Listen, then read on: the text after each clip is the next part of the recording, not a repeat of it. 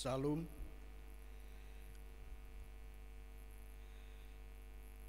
Diinformasikan kepada jemaat bahwa berdasarkan kebijakan pemerintah Kota Semarang berkaitan dengan pembatasan kegiatan masyarakat, maka ibadah minggu di gedung gereja atau tatap muka akan diadakan mulai tanggal 19 Juli 2020. Selain itu, ibadah di keluarga masing-masing di rumah atau streaming masih ditayangkan mulai pukul 10 waktu Indonesia bagian Barat.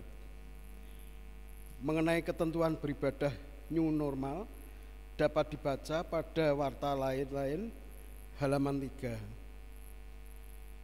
Majelis GKJ Sampangan Keradenan mengucapkan selamat berbakti dengan hikmat dan penuh sukacita. Pengkhotbah pada ibadah hari ini adalah Bapak Pendeta Bambang Santoso, SH SSI. Majelis menyampaikan terima kasih atas pelayanannya. Jemaat kami undang untuk berdiri. Mari kita mulai ibadah hari ini dengan menyanyikan dari PKJ 35, Suci, Suci, Suci.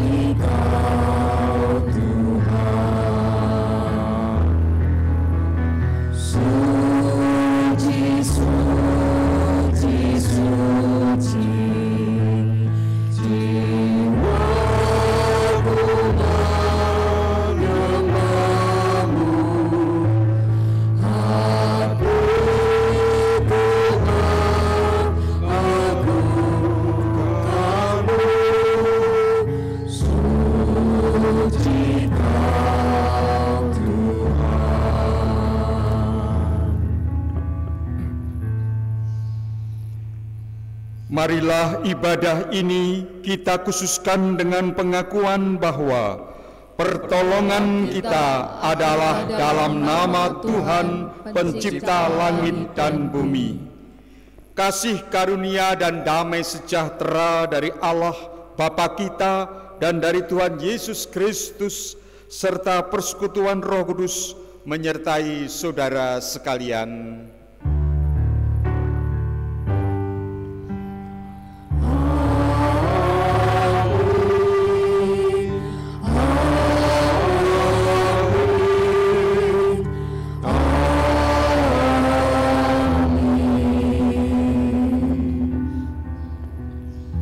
Silakan duduk. Jemaat yang dikasihi Tuhan Yesus Kristus, tema ibadah hari ini adalah firman Allah berbuah dalam hidupku.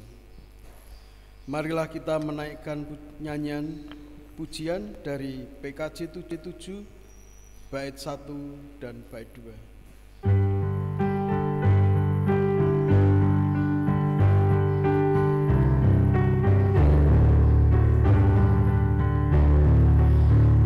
Syukurlah pada Tuhan, serukanlah namanya, bernyanyilah bagi Tuhan, mari bermasmurlah. Pujilah Tuhan hai jiwaku, pujilah namanya. Aku hendak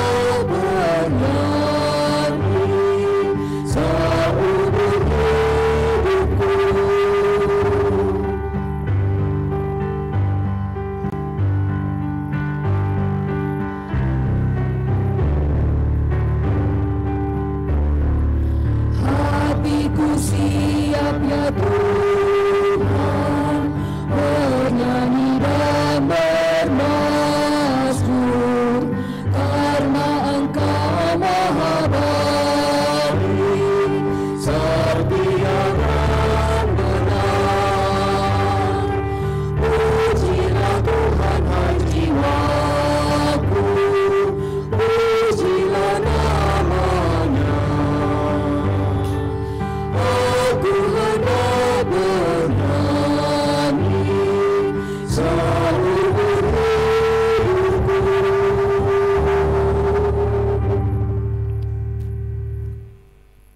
Saudaraku, marilah kita mendengarkan hukum kasih yang Tuhan Yesus berikan kepada kita, seperti tertulis dalam Matius 22 ayat 37 sampai 40 yang demikian. Jawab Yesus kepadanya, "Kasihilah Tuhan Allahmu dengan segenap hatimu dan dengan segenap jiwamu dan dengan segenap akal budimu. Itulah hukum yang terutama dan yang pertama. Dan hukum yang kedua yang sama dengan itu ialah, kasihilah sesamamu manusia seperti dirimu sendiri.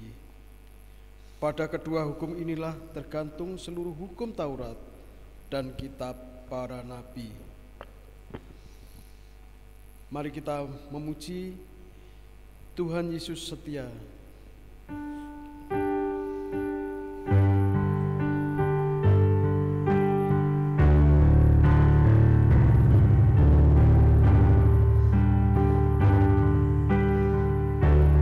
Tuhan Yesus setia, Dia sahabat kita. Dalam segala susahku, selalu menghidupku. Dia mengerti bahasa,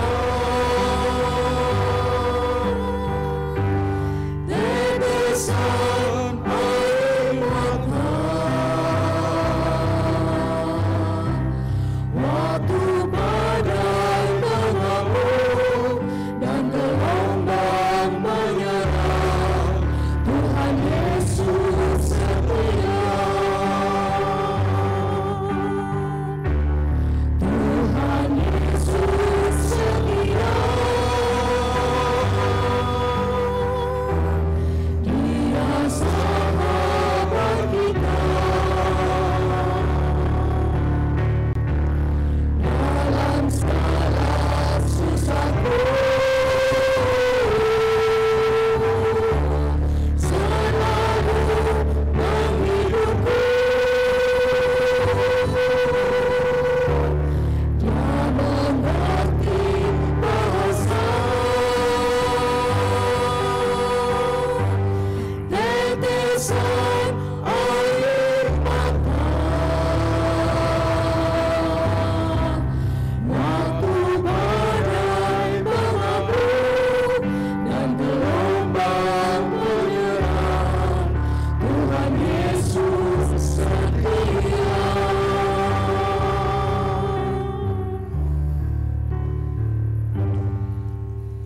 Jemaat dimohon berdiri. Kita menerima berita anugerah yang kita baca melalui Injil Yohanes 5 ayat 24 dan 25. Aku berkata kepadamu, sesungguhnya barang siapa mendengar perkataanku dan percaya kepada Dia yang mengutus aku, ia mempunyai hidup yang kekal dan tidak turut dihukum, sebab ia sudah pindah dari dalam maut ke dalam hidup. Aku berkata kepadamu, sesungguhnya saatnya akan tiba dan sudah tiba, bahwa orang-orang mati akan mendengar suara Anak Allah, dan mereka yang mendengarnya akan hidup. Demikianlah berita anugerah dari Tuhan. Syukur kepada Allah. Mari kita menyanyikan dari PKJ 15.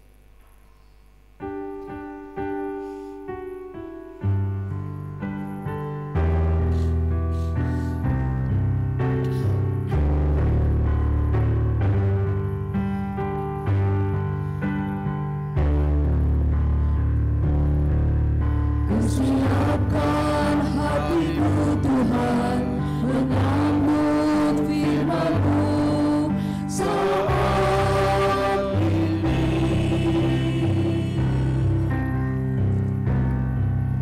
Aku sujud menyembah Engkau dalam hadirat-Mu saat ini.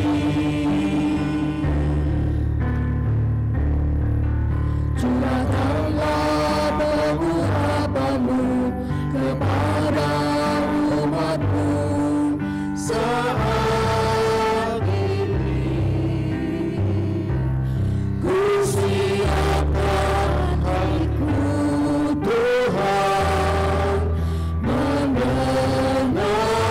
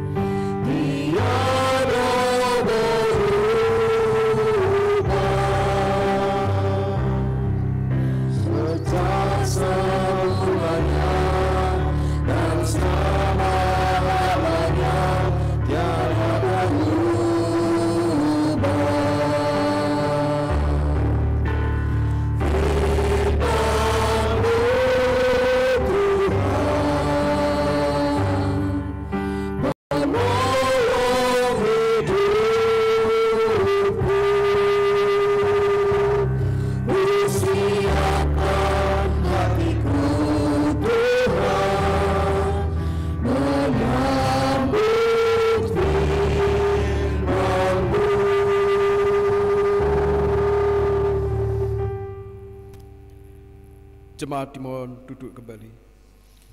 Jemaat yang dikasihi Tuhan, sebelum kita mendengarkan sabda Tuhan, kita akan mohon pimpinan Roh Kudus. Mari kita berdoa. Bapa di sorga, kami bersyukur atas pemeliharaan-Mu atas kehidupan kami.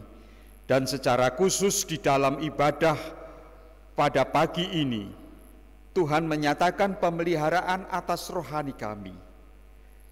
Kiranya Roh Kudus menolong kami. Pakailah hamba-Mu yang penuh dengan kelemahan ini menjadi alat di tangan-Mu yang kudus. Berbicaralah ya Bapa, kami siap mendengar. Di dalam nama Tuhan Yesus Kristus, doa ini kami panjatkan. Amin. Jemaat yang dikasihi Tuhan, kita bersama-sama akan membaca bagian Alkitab. Sebetulnya bagian yang mesti dibaca adalah dari Matius 13 ayat 1 sampai 9, dilanjutkan ayat 18 sampai 23. Tetapi saya hanya akan membaca dari ayat 18 sampai 23, karena ayat ini yang bagian kedua ini paralel, berupa penjelasan daripada bagian yang pertama. Matius 13 ayat 18 sampai 23. Karena itu, dengarlah arti perumpamaan penabur itu. Kepada setiap orang yang mendengar firman tentang kerajaan surga, tetapi tidak mengertinya, datanglah si jahat dan merampas yang ditaburkan dalam hati orang itu. Itulah benih yang ditaburkan di pinggir jalan. Benih yang ditaburkan di tanah yang berbatu-batu ialah orang yang mendengar firman itu dan segera menerimanya dengan gembira. Tetapi ia tidak berakar dan tahan sebentar saja. Apabila datang penindasan atau penganiayaan karena firman itu, orang itu pun segera murtad. Yang ditaburkan di tengah semak duri ialah orang yang mendengar firman itu, lalu kekhawatiran dunia ini dan tipu daya kekayaan menghimpit firman itu sehingga tidak berbuah. yang ditaburkan di tanah yang baik ialah orang yang mendengar firman itu dan mengerti, dan karena itu ia berbuah, ada yang 100 kali lipat, ada yang 60 kali lipat, ada yang 30 kali lipat. Demikian pembacaan firman Tuhan. Yang berbahagia ialah setiap orang yang mendengarkan dan memelihara firman Tuhan. Haleluya.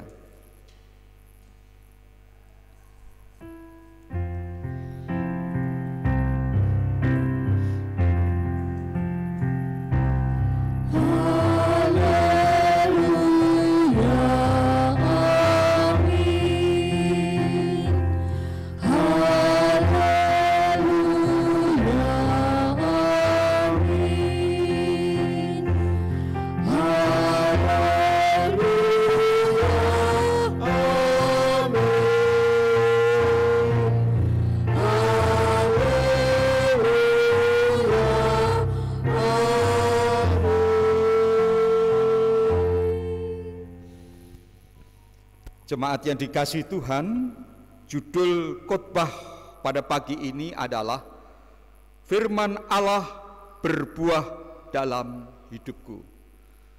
Jemaat yang dikasihi Tuhan, mungkin kita pernah mengamati, merasakan, dan berpikir, ada orang menjadi Kristen sudah cukup lama, bertahun-tahun, bahkan sejak lahir Kristen.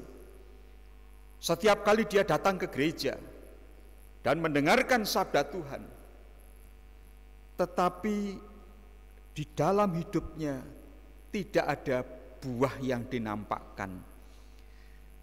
Tidak ada kedamaian yang nyata, tidak ada karakter-karakter Kristen yang kelihatan. Perilakunya bahkan tidak berbeda dengan orang-orang duniawi, bahkan mungkin ada yang lebih buruk. Lalu kemana saja firman Tuhan yang selama ini didengar? Ini sesuatu yang penting bagi kita semua untuk memahami.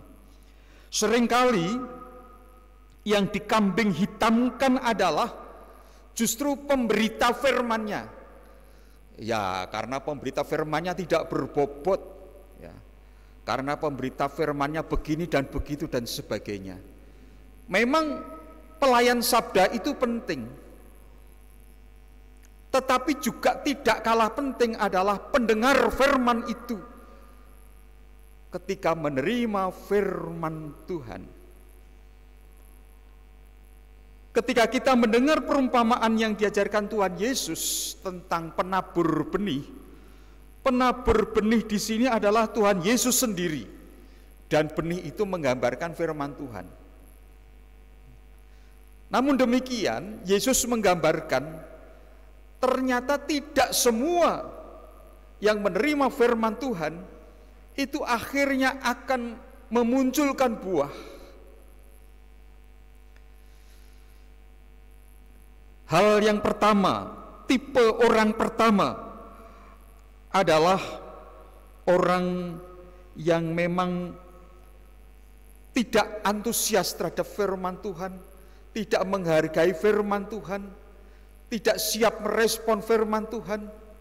Itu yang digambarkan sebagai firman yang jatuh di tepi jalan atau di tanah yang keras.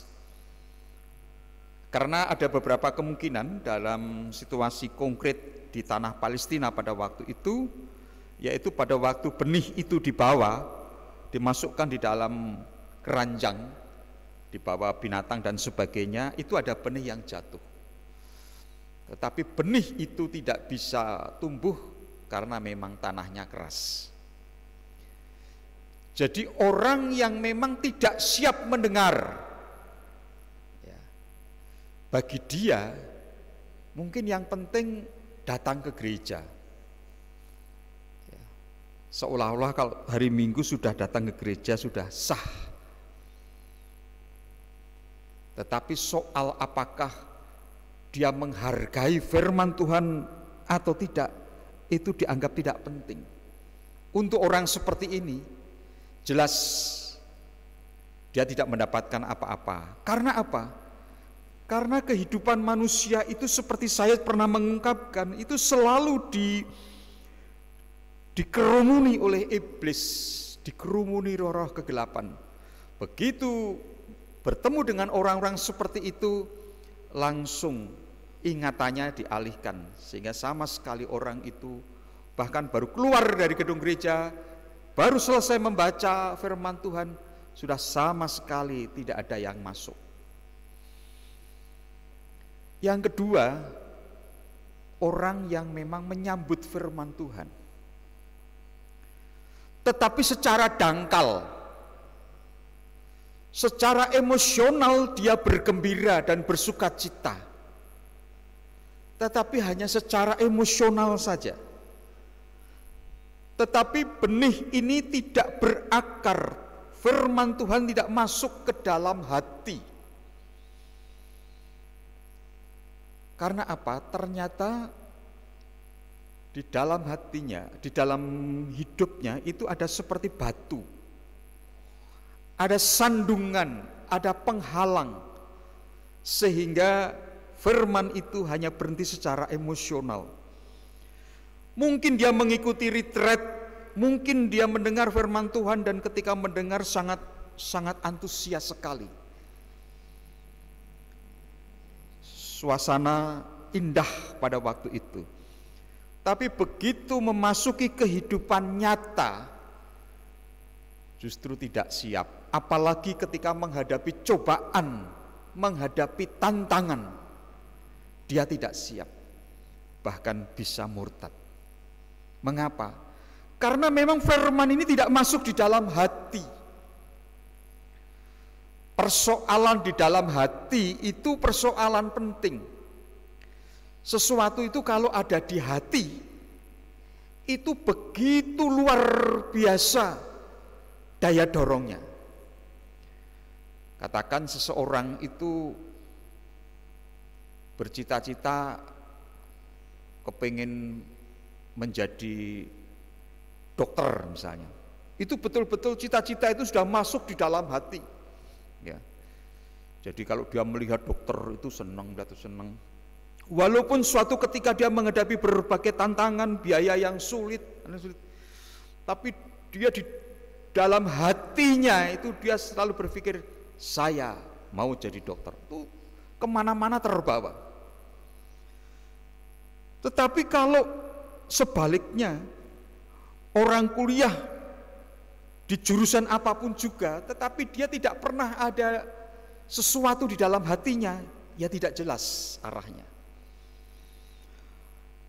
Perkataan orang lain yang masuk di dalam hati kita itu seringkali tertanam begitu dalam.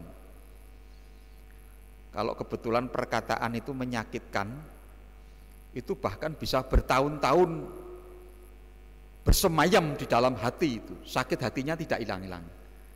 Ya, kita sering mengatakan, lah wong mbok lebokke ati ya mbok wis, nek wong ngomong kaya ngono iki rasah mbok lebokke ati. Itu yang buruk. Tapi perkataan yang positif masuk di dalam hati juga merupakan motivator yang luar biasa. Ketika seseorang mengatakan, orang seperti kamu besok menjadi pemimpin besar, dan itu masuk di dalam hati, itu betul-betul menjadi pendorong yang luar biasa. Atau mungkin seorang mengatakan, besok kamu itu jadi tentara, ya, itu masuk di dalam hati, itu betul-betul menjadi motivator yang luar biasa. Jadi tidak sekedar emosional. Nampaknya banyak juga orang menerima firman Tuhan tapi tidak berakar. Karena itu kita pernah mendengar dulu apa yang namanya ilmu lembu.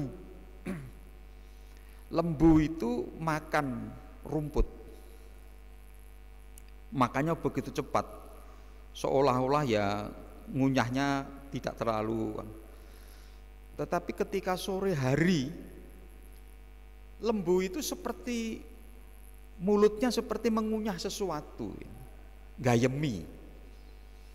Ya. Jadi dilembutkan kembali. Saya tidak tahu apakah kita memiliki kebiasaan seperti ini.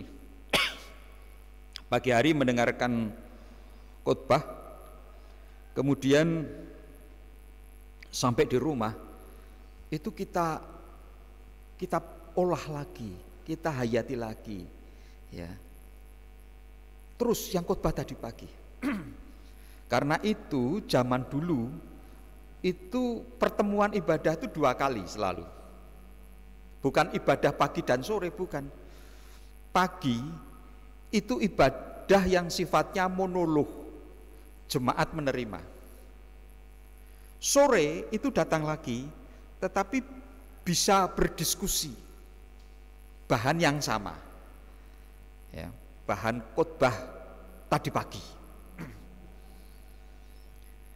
Jadi nampaknya bukan sekali mendengar, tapi terus diolah lagi, betul-betul sampai berakar. Bahkan untuk berakar itu juga melalui pengalaman-pengalaman hidup. Ketika kita mengalami sesuatu, oh ya benar ya, sabda Tuhan mengatakan begini, tapi menurut Kristus begini. Jadi ketika menghadapi prakteknya seperti apa, ini lalu menjadi lebih dalam. Ini yang namanya aksi dan refleksi. Ya. Jadi bukan hanya mendengar, tapi ada refleksi, ada aksinya. Yang ketiga, ini orang yang merespon firman Tuhan, ya. Dan juga firman Tuhan ini bertumbuh. Tetapi seraya dengan itu, ya, juga rumput-rumput ilalang itu juga tumbuh. Kenapa begitu? Nampaknya di Palestina itu banyak juga orang yang asal cepat saja. Jadi rumput itu yang penting ditebas bagian atas, atau mungkin cukup dibakar sehingga dari atasnya bersih, tapi akarnya masih ada. Akarnya masih ada. Nah, sehingga karena akarnya masih ada, dia akan tumbuh lagi.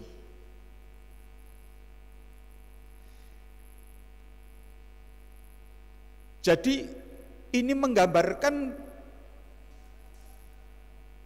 pertobatan yang tidak radikal. Seringkali kalau kita mendengar kata radikal itu dikaitkan dengan ekstremis. Tidak radikal itu dari kata radix, akar, berakar. Kita tahu kalau sesuatu masuk di dalam hati itu begitu kuat. Baik hal yang positif maupun hal yang negatif. Demikian juga hal yang negatif kalau sudah berakar, katakan cinta akan uang. Saya pernah mendengar pengalaman seseorang yang sejak kecil itu sudah punya karakter mencuri. Dari mencuri barang temannya, mencuri barang tetangganya sejak kecil. Lalu mulai ada yang mengingatkan orang tuanya, "Bu, awas loh, ini kalau dibiasakan, ini besarnya ini betul-betul karakternya ini akan menjadi-jadi." Karena ini sudah berakar. Ya. Ya. Jadi hanya luarnya saja yang kelihatannya baik. Jadi belum sampai seakar-akarnya. Ya. Ada orang yang ketika muda punya pengalaman-pengalaman buruk, lalu ada yang menyatakan, oh itu nanti kalau dia menikah otomatis sembuh dia, karena dulu kan dia belum menikah, masih lajang, sehingga hidupnya masih bebas, masih suka menggoda orang ya. Tapi kalau akarnya itu belum ambil, ternyata sesudah dewasa pun juga sama seperti ketika anak muda. Akar cinta uang ya begitu. Oh nanti itu kalau sudah kaya ya pasti sembuh itu. Ternyata akar cinta uangnya itu masih ada. Nah, ketika benih ini tumbuh, ya, ketika kita mulai hidup sesuai, ingin hidup menuruti kehendak Tuhan, tetapi kenikmatan kekayaan, kenikmatan duniawi itu juga masih muncul. Masih muncul. Bahkan akhirnya menghimpit.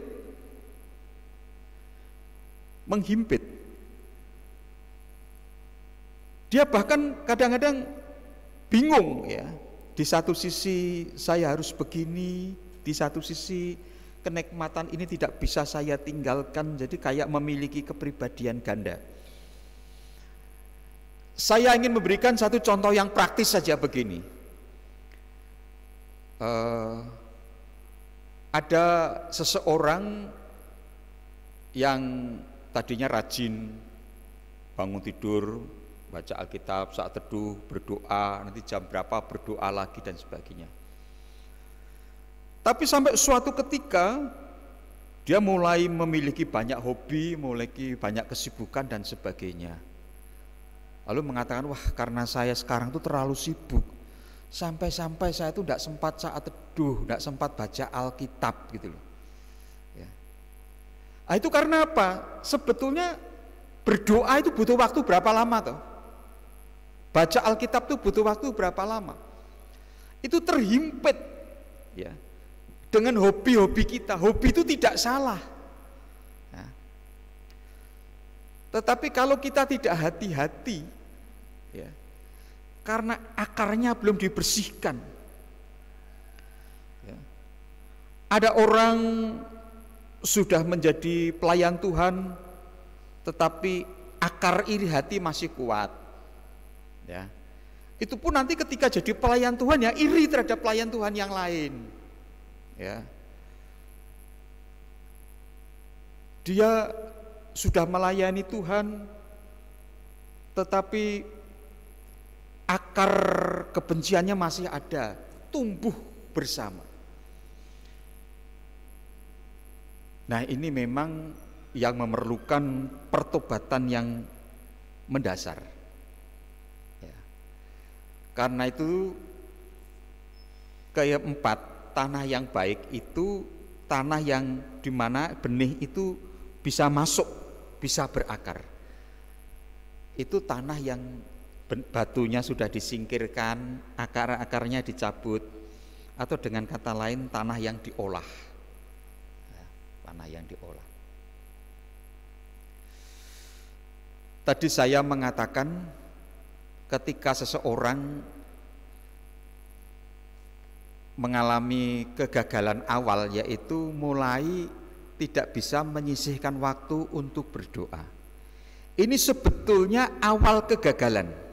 Karena apa? Karena iblis akan sulit menjegal seseorang ketika dia di dalam relasi yang baik dengan Tuhan.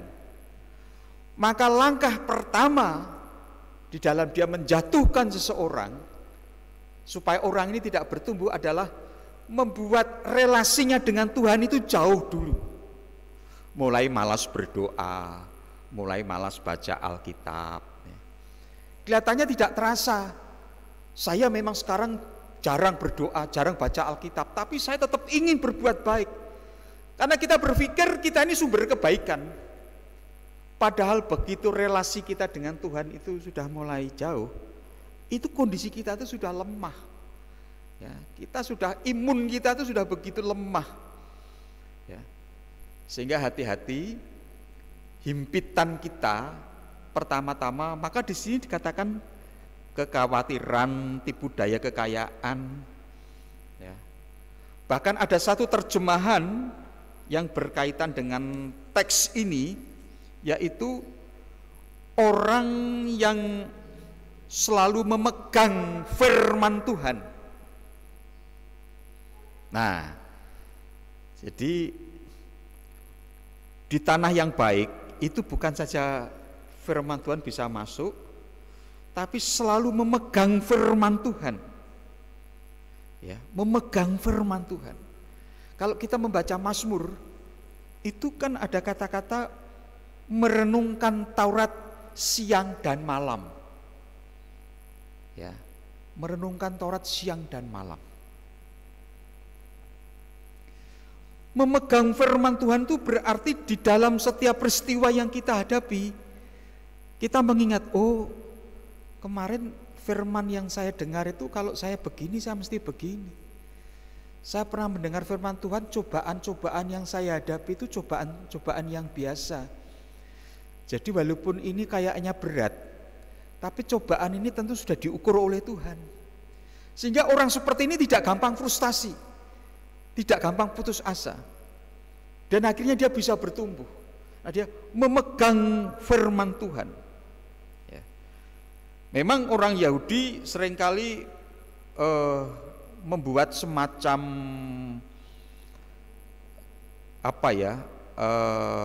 jembatan atau semacam sarana itu untuk membantu supaya orang itu tetap ingat firman Tuhan. Misalnya begini, dia pakai gelangnya itu di situ ada ayat-ayat, lalu pakai kalungnya isinya juga ayat, ya. Nanti di dinding di atas pintu juga ada ayat, itu mengingatkan kita, ya. Saya sering melihat, saya punya beberapa tetangga juga pernah melihat beberapa orang Muslim, itu di rumahnya itu ada ayat-ayat itu. Bahkan ada yang di bagian sampingnya itu kaca, di kaca itu ada kayak kaligrafinya itu. Jadi begitu masuk di rumah itu, isinya itu ayat-ayat itu. Temboknya ada ayat-ayat. Malah jarang saya lihat di rumahnya orang Kristen, ya.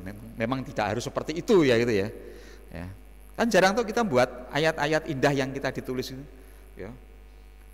Tapi orang Yahudi itu suka begitu memang. Jadi dipenuhi ayat-ayat, mungkin ada satu ruangan masuk tempat tidur gitu, atapnya sudah ada kayak ayatnya dan sebagainya.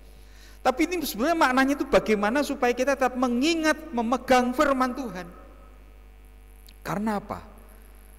Karena ketika firman Tuhan itu masuk dan berkarya, akhirnya mengeluarkan buah karakter yang nyata, sukacita, damai, kasih, kemurahan. Nyata, kelihatan buahnya itu, ya. Bagaimana dia bisa menjadi murah hati ketika akar iri hatinya itu masih kuat, ya. Jadi katakan kebiasaan saya pernah bersaksi, mungkin saya pernah kuliah di mana ada seorang teman yang tidak pernah ingin berbagi ketika dia dapat informasi dari dosen, besok ujiannya kisi-kisinya ini, tolong bagikan temennya. Tidak dikasihkan temennya. Karena apa? Supaya dia nilainya paling bagus, ya. Nanti begitu ada sebuah buku bagus, begitu temannya jangan dikasih tahu, nanti tidak lebih pinter dari saya. Bahkan pernah ketika ada materi ujian dari Pendeta Nugrohadi pada waktu itu, ya, dititipkan kepada dia, tolong masukkan ke fotokopi, ya. Nanti teman-teman biar ambil materinya di fotokopi tersebut. Waktunya 2 minggu, ya. Waktunya 2 minggu. Ternyata kita semua baru mendapatkan materi itu sehari sebelum ujian, ya, Pak. Nah, itu mereka calon pendeta tapi perasaan iri hati. Ini akar, ya, akar, ya. Jadi akar seperti ini harus dibuang, ya. Cinta uang, cita-cita menjadi kaya, ya. Cita-cita itu kan jadi dokter, jadi insinyur, jadi pegawai negeri, begitu. Tapi kalau cita-citanya jadi kaya itu rekoso, ya, karena dia akan nggak pernah merasa kaya. Nah, hal ini penting karena itu Tuhan Yesus mengajarkan kepada kita satu prinsip yang mungkin perlu kita pegang, bahwa firman Tuhan yang kita dengar itu tidak sekedar informasi, bukan sebagai informasi, tapi sebagai sarana transformasi. Kalau kita membaca untuk kepentingan informasi itu, kalau kita baca koran, ya, oh di Jakarta zona merah, wah, Surabaya luwih dhuwur meneh, wah parah ya. Cuman berhenti di situ karena informasi, ya. Tapi kalau transformasi itu misalnya ada surat dari dokter, ternyata SGPT, SGOT-nya tinggi, maka harus begini. Waduh, saya harus mengurangi makanan ini. Itu transformasi, merubah. Firman Tuhan itu jangan kita terima sekedar informasi, tapi transformasi. Saya harus bagaimana? Inilah tanah yang baik. Karena itu marilah kita semua yang ingin bertumbuh, bersiap-siaplah menyambut firman Tuhan sebagai sesuatu yang sangat berharga dalam hidup kita. Tuhan memberkati kita semua. Amin. Mari kita memasuki saat teduh.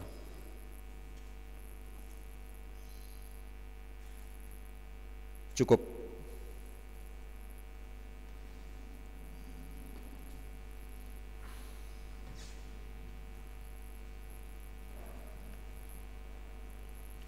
Jemaat kami undang untuk berdiri bersama dengan umat Allah di segala masa dan tempat. Kita mengingat pengakuan kita menurut pengakuan iman rasuli. Demikian. Aku percaya kepada Allah Bapa yang Maha Kuasa, Khalik langit dan bumi, dan kepada Yesus Kristus, Anaknya yang tunggal Tuhan kita, yang dikandung daripada Roh Kudus, lahir dari anak darah Maria, yang menderita di bawah pemerintahan Pontius Pilatus, disalibkan, mati dan dikuburkan, turun ke dalam kerajaan maut.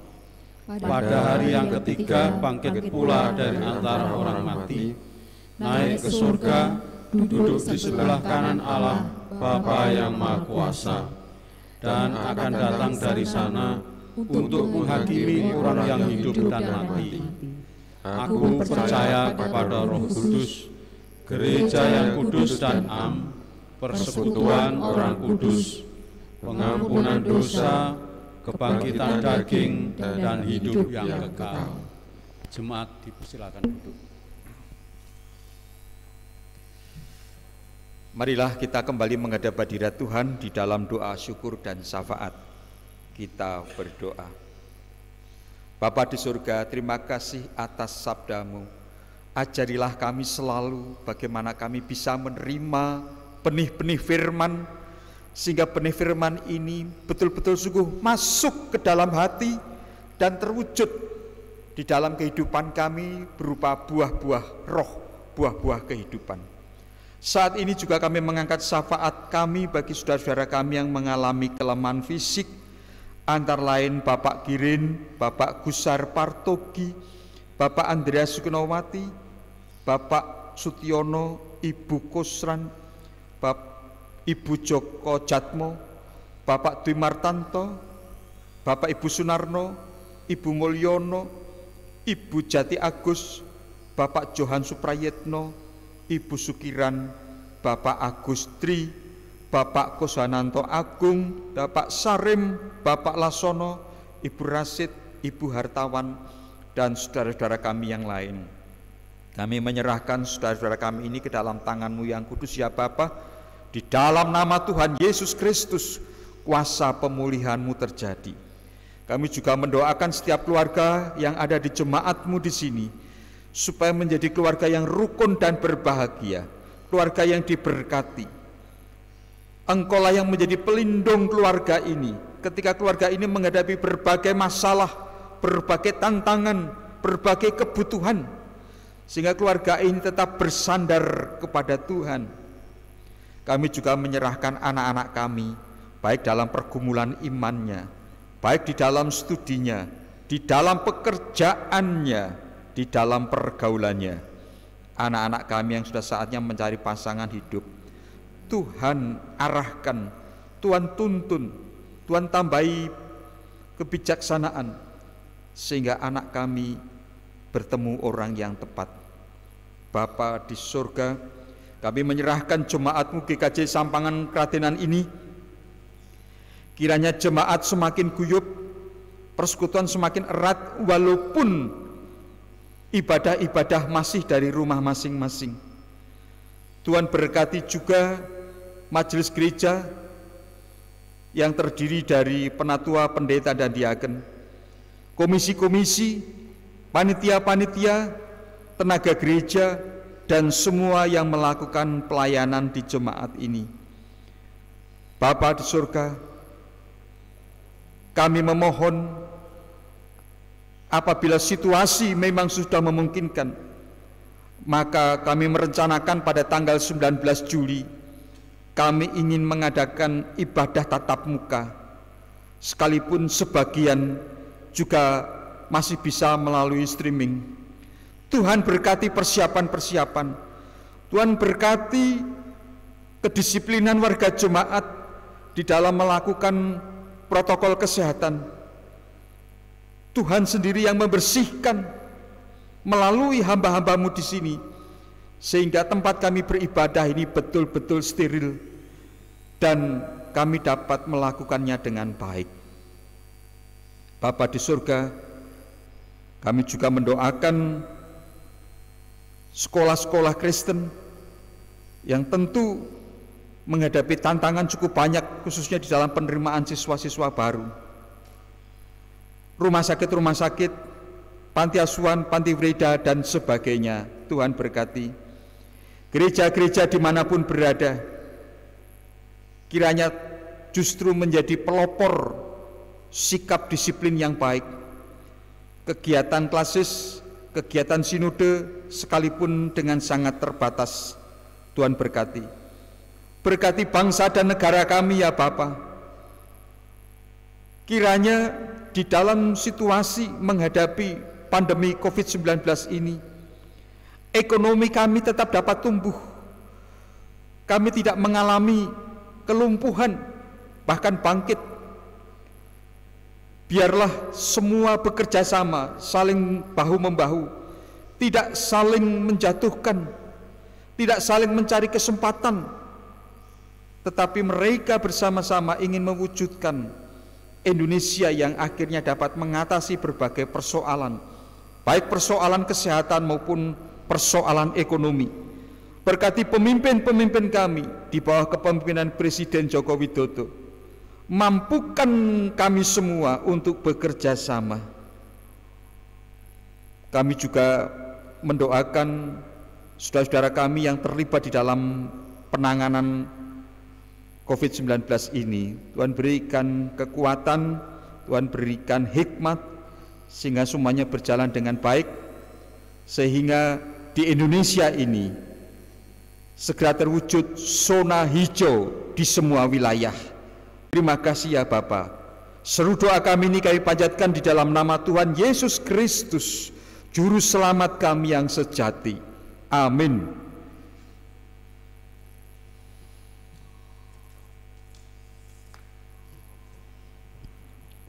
Jemaat yang dikasihi Tuhan, saat ini kita diberi kesempatan untuk mengucapkan syukur atas pertolongan dan penyertaan Tuhan dalam hidup kita melalui persembahan. Firman Tuhan yang mendasari persembahan diambil dari Mazmur 52 ayat 11.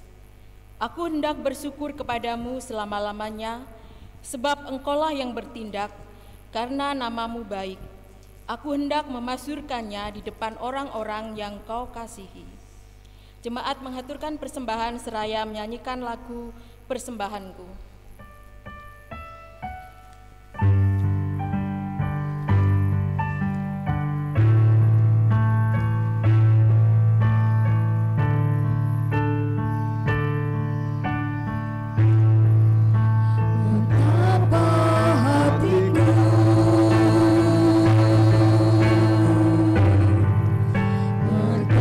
Terima kasih Yesus.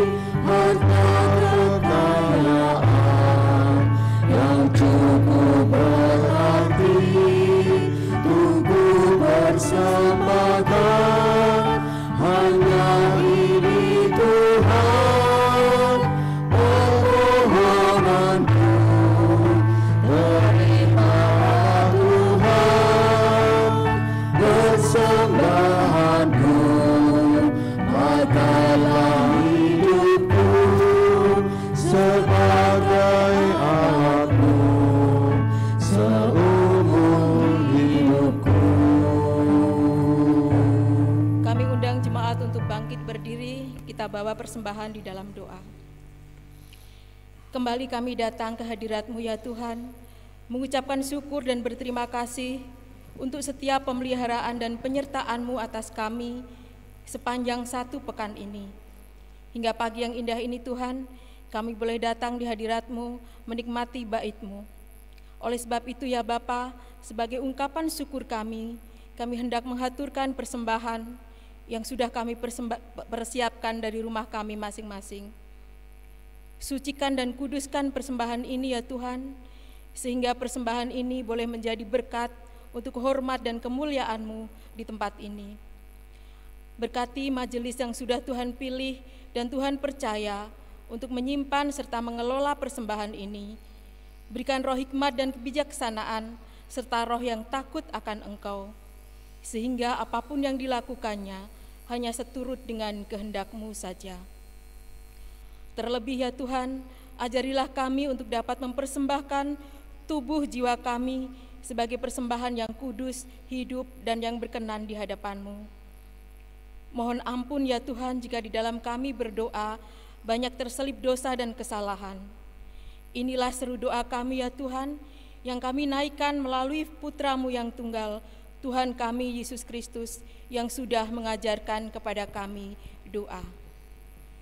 Bapa kami yang ada di surga, dikuduskanlah nama-Mu, datanglah kerajaan-Mu, jadilah kehendak-Mu di bumi seperti di surga. Berikanlah kami pada hari ini makanan kami yang secukupnya, dan ampunilah kami akan kesalahan kami, seperti kami juga mengampuni orang yang bersalah kepada kami. Dan janganlah membawa kami ke dalam pencobaan, tetapi lepaskanlah kami daripada yang jahat. Karena Engkaulah yang punya kerajaan dan kuasa dan kemuliaan sampai selama-lamanya. Amin. Jemaat dipersilahkan duduk kembali.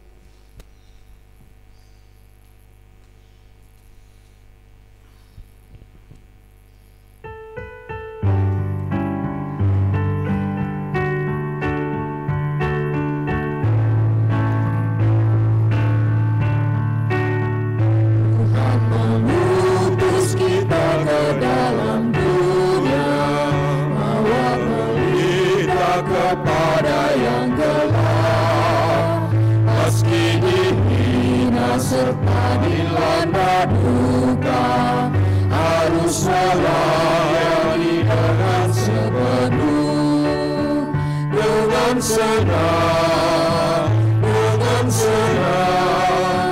marilah kita melayani umat-Nya dengan senang, berarti kita memuliakan nama-Nya. Arahkanlah hati saudara kepada Tuhan. Kami mengarahkan hati kepada Tuhan. Jadilah saksi Kristus. Syukur kepada Allah. Terpujilah Tuhan kini dan selamanya. Terimalah berkat Tuhan. Tuhan memberkati saudara dan melindungi saudara. Tuhan menyinari saudara dengan wajah-Nya dan memberi saudara kasih karunia. Tuhan menghadapkan wajah-Nya kepada saudara dan memberi saudara damai sejahtera. Amin.